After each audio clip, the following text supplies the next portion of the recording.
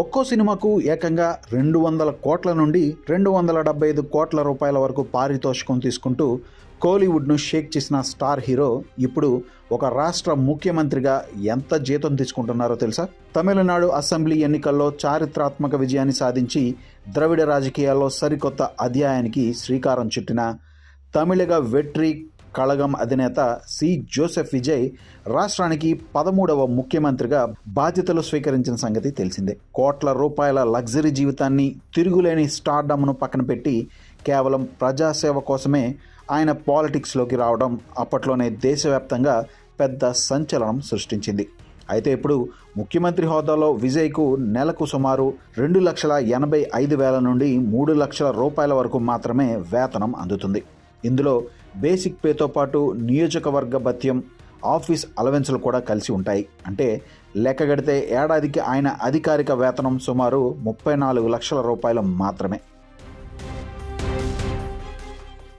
సినిమాలో ఆయన ఒక్కో రోజు షూటింగ్కు తీసుకునే సంపాదనతో పోలిస్తే ఇది చాలా తక్కువైనప్పటికీ ప్రభుత్వ నిబంధనల ప్రకారం సీఎం హోదాలో ఇది లభించే అధికారిక వేతనం.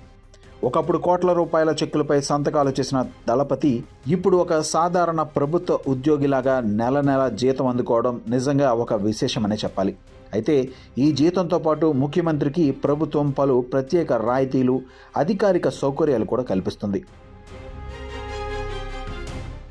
చెన్నై నడిబొడ్డున పూర్తి స్థాయి వసతులతో కూడిన ప్రభుత్వ నివాసం, అత్యంత కఠినమైన Z+ కేటగిరీ భద్రత, బుల్లెట్ ప్రూఫ్ వాహనాలతో కూడిన సీఎం కాన్వాయ్ విజయ్కు ఉన్నాయి. దీంతోపాటు అధికారిక పర్యటనల కోసం ఒక ప్రత్యేక విమానం, హెలికాప్టర్ సౌకర్యాలతో పాటు ఆయనకు మరియు ఆయన కుటుంబ సభ్యులకు ఉచిత ప్రభుత్వ వైద్య బీమా వంటి అనేక సదుపాయాలు అందుబాటులో ఉంటాయి. ఈ ఖర్చులన్నింటినీ రాష్ట్ర ప్రభుత్వమే అధికారికంగా భరిస్తుంది.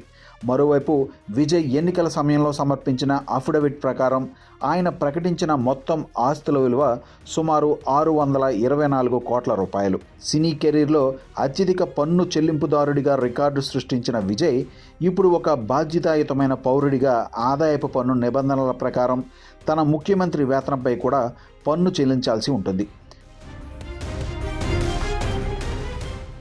కోట్ల రూపాయల సంపాదన వదిలి కేవలం ఒక సాధారణ ప్రభుత్వ వేతనంతో సరిపెట్టుకుంటూ ప్రజాసేవ కోసం పూర్తి సమయాన్ని కేటాయించడం వెనుక విజయ్కున్న బలమైన రాజకీయ ఆశయాలు స్పష్టంగా కనిపిస్తున్నాయి. ఒకప్పుడు వెండితెరపై దళపతిగా అలరించిన విజయ్ ఇప్పుడు ముఖ్యమంత్రి హోదాలో తమిళనాడును ప్రగతి పదంలో నడిపిస్తున్నారు. ముఖ్యంగా అవినీతి నిర్మూలన, పారదర్శక పాలనపై ఆయన తీసుకుంటున్న కఠిన నిర్ణయాలు ప్రజల్లో ఆశలను రేకెత్తిస్తున్నాయి. మరి సినిమాలో కోట్ల సంపాదన వదిలిపెట్టి ప్రజాసేవ కోసం రాజకీయాల్లోకి వచ్చిన విజయ్ నిర్ణయంపై, అలాగే ఆయన తీసుకుంటున్న ఈ సాధారణ జీతంపై మీ అభిప్రాయాన్ని కింద కామెంట్ సెక్షన్లో తప్పకుండా తెలియచేయండి.